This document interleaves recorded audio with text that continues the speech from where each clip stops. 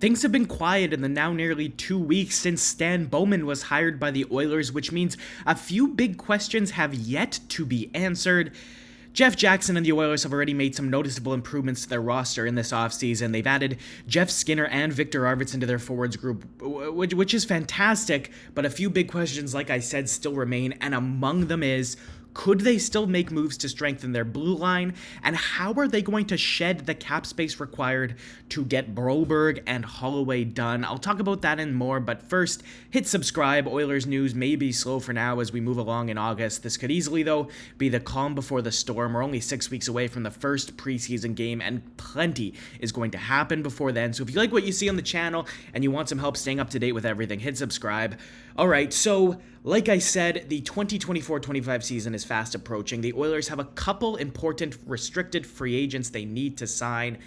The catch is they don't have any salary cap space to add any new contracts. This means we might see some action in the trade market soon. We've talked about this already this summer, however.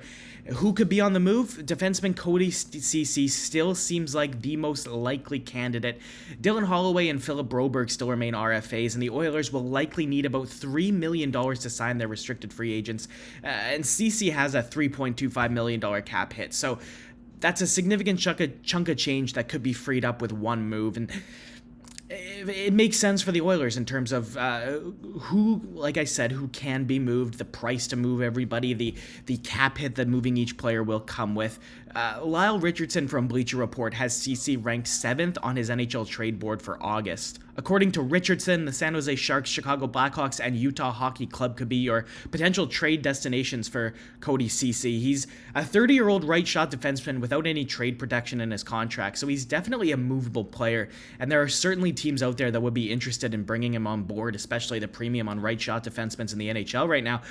While Ceci might not have the flashy, high-powered qualities of some other players, he's a reliable guy when he's used in the right role with the right guys around him, and he's only got a year left on his current contract, so now does seem like the perfect time for the Oilers to trade Ceci and free up that crucial cap space. And with a Ceci trade and obviously the need to free up, like I said, the cap space, it's almost like as long as Edmonton doesn't give up anything with Ceci in a potential trade, I think they're going to win it, because quite honestly, if you're asking yourself, would you rather have Cody Ceci on this team or Philip Broberg and Dylan Holloway, you're always going to take Broberg and Holloway, but there's a chance Edmonton still gets something in return for Ceci. So even if the return for Ceci is nothing, you're still getting Broberg and Holloway on the team, which you wouldn't have done before. And if you do get something in return for Ceci, it's kind of all gravy, especially for a guy that probably would have walked in the next offseason as an unrestricted free agent. If not, maybe we'll call it more likely than not, he wouldn't have been here. So anything back for Ceci would be huge. That's all we're going to talk about in terms of the current roster. So moving on today, we're going to pivot and take a look at Oilers prospects. Do a little prospect update for you guys. The Edmonton Oilers have spent the last 3 seasons as one of the most competitive teams in the NHL. They lost to the Stanley Cup champions in 3 straight years now. It was in the Western Conference Final in 2022, the second round of 2023, and of course in the Stanley Cup Final in this last season, 2024. Generally, when a team is pushing this hard for a championship, their prospect pipeline will lack high-end quality, either because their prospects have been traded away, their picks have been traded away, or both. And the Oilers definitely fit that category, but that's not to say there's nothing on the horizon for the Oilers when it comes to young players that could step in and make a difference in Edmonton eventually. And first guy that comes to mind for me is Bo Akey. He's the first guy I'm going to talk about. What makes Akey stand out is the sublime puck-moving ability combined with his really good foot speed. This guy can pass and transport the puck with equal skill, which is a huge asset to have somebody who can move it just as well with a pass as with it on his stick with his feet. And you know, get this, like I said about Ceci and the premium on right-handed defensemen, Akey is a right-handed defenseman, which of course is a gem in a league that's always looking for more right-shot D. Akey did lose most of the 23-24 season to injury, but his performance leading up to that was quite good. Over 2 seasons in the OHL, these past 2 seasons, he scored 15 goals and 56 points points in 80 games. Now, he does have a defensive game that needs help. There's a little bit of chaos there, and with the injury with the injury last season leading up to this 24-25 campaign, who knows how his development is going to be impacted by an injury that basically lost him the entire season last year. But despite these concerns, Edmonton's 2023 second rounder is probably still the most promising defenseman in the system. He's on a trajectory that could see him taking a significant role with the Oilers in the near future. If he develops quickly, we could see Aikie in the next couple of years, potentially even on a second pairing. We're talking about moving out Cody Ceci, and if the Oilers do, there's a spot beside Darnell Nurse in the second pairing. Aikie's going to need to come a long way to get there, but his development trajectory so far as an NHL player has been good. So if he continues to develop, I could possibly see him playing alongside a veteran like Darnell Nurse as early as maybe 25-26, but I'd say 25-26 is the earliest he'd come into the Oilers lineup.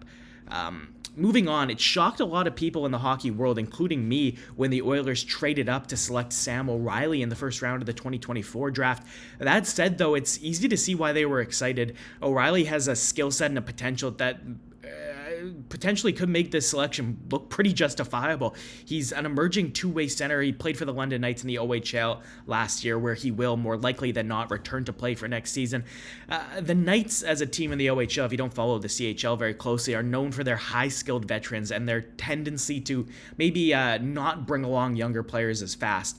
So even with these constraints, O'Reilly's performances in 2023-24 were beyond solid. They were very good. He scored 20 goals and 56 points in 68 games, but he did that in the sheltered role that the London Knights gave him. So what's really intriguing about O'Reilly is his potential for an offensive breakout, because despite the limited ice time he had due to the Knights' system and where he fit in, his offensive abilities that he did show suggest he could develop into a middle six two-way role player in the NHL if he continues to grow, much like the Knights were utilizing him as.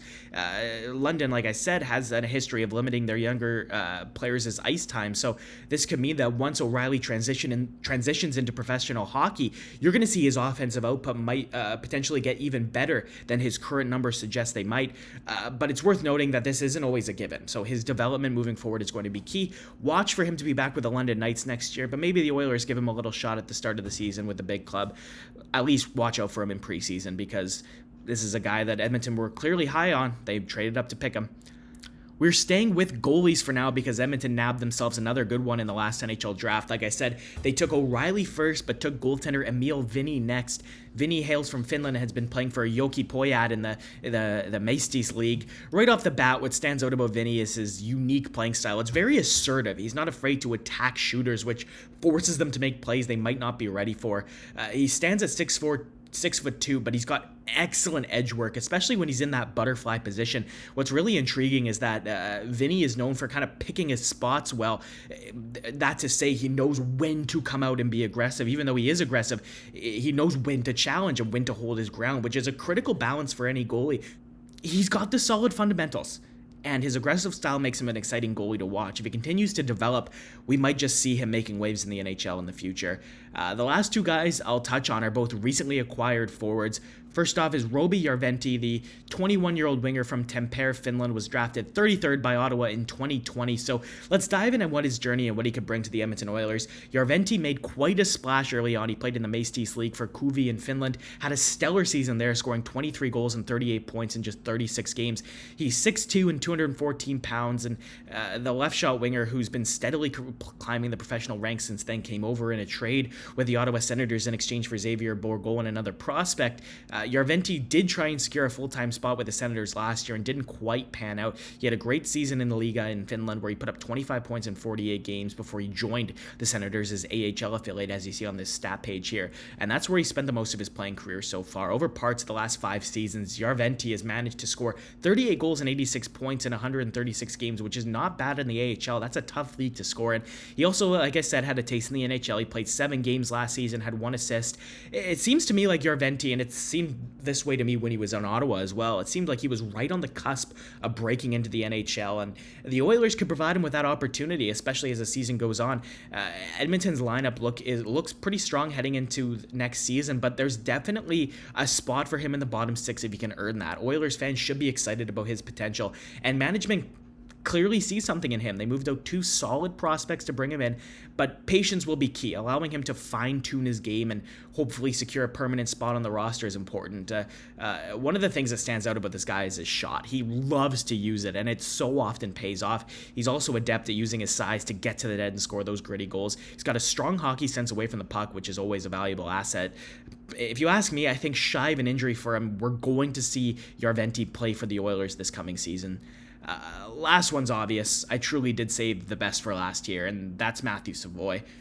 Matthew Savoie is a St. Albert, Alberta native. He was drafted 9th overall by the Buffalo Sabres in 2022, and he's been touted as a potential top pick for years. Years before his draft year, he was known, and despite the fact that he's been so good for so long, he slipped to 9th in that draft, largely because his 5'10" frame didn't really help his cause. But nobody's doubted his pure skill. Savoie has racked up some stellar WHL numbers, 103 goals and 263 points in 183 WHL games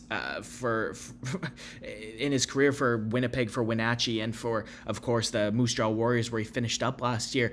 Last season started off a bit rocky for Savoie. He was nursing a shoulder injury from Buffalo's Prospect Challenge in September. He missed all of training camp, and he missed the start of the year. Eventually, he was in Buffalo, in Rochester, but the plan was kind of always for him to return to junior. When he did, he was very good for Wenatchee before the World Juniors, and then ended up with the Moose Jaw Warriors for their WHL title push. He had 24 points in 19 playoff games. Savoie struggled at the World Juniors. He had an injury that definitely limited his effectiveness. It probably is a different story if he's full healthy there. Maybe Canada gets into the semifinals. But what makes Savoie stand out? His playmaking is the first thing on my mind in terms of, if you ask me, what does Matthew Savoie do best? He plays the game at a super high pace, and he makes decisions on the fly under pressure constantly. He always makes the right one. When the game slows down around him, he's good at adjusting to that. He uses his patience to make the right pass at the right time. And for somebody who handles the puck as much as he does, he rarely gives it up or sends a bad pass to somebody who can't receive it. Every pass he makes has a purpose to it, and let's not forget his quick hands and flashy moves, especially on one-on-one breakaway situations. That said, Savoie's hockey sense had been a little bit of an issue. It's almost like he knew he was too good in junior, and this last year he got a little bit lazy or tried to do too much.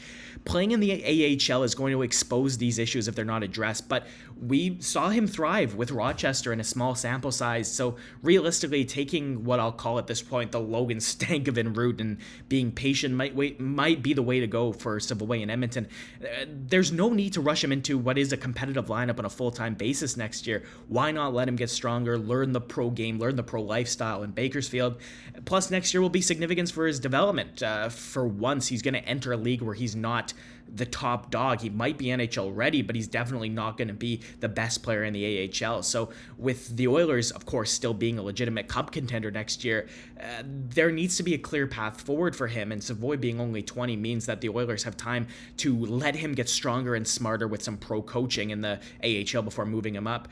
Playing bottom 6 minutes with the Oilers without skill around him doesn't really make any sense to me, and there's the question of whether they'll want him to play center or the wing. I think letting him play center in Bakersfield, which I should say has been what the indication has been from the Oilers, is that will be the plan for Savoie, playing a top 6 role in Bakersfield. So perhaps Savoie wanted a chance to play for his hometown team and thrive in this situation. We won't know for sure exactly what brought the trade along from a Buffalo Sabres standpoint, but adding Savoie, I think, is a major boost for the Oilers. It brings more firepower into this prospect pool. Do I think Savoie could play for the Oilers next season? I think he could. I don't think he should on a full-time basis just yet, but on a first pass, the trade that Edmonton acquired him with was, in my opinion, a really good one for the Oilers. Ryan McLeod was a good piece, but overall, I think he's replaceable, and Tyler Tullio was a long shot to be an NHLer. So Savoie, on the other hand, instantly becomes Edmonton's best prospect, and in my opinion, Savoie has legitimate potential to become a 65, maybe 70-point producer in the NHL one day.